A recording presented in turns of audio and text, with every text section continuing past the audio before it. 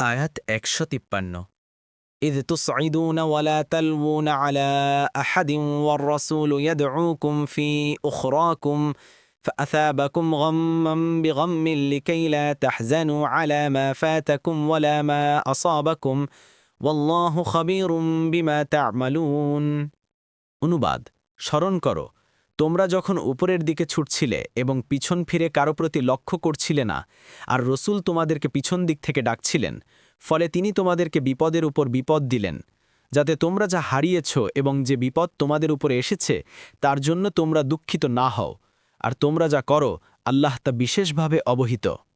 তাফসির ১ নং ফুটনোটের বিবরণ।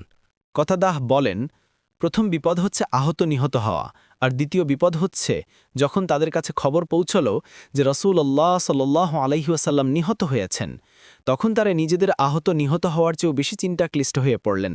আত-তাফসীরুস সাহিহ। পরবর্তী তাফসিরে যেতে ভিডিওটি শেষ হওয়ার পূর্বেই এই বক্সে ক্লিক করুন।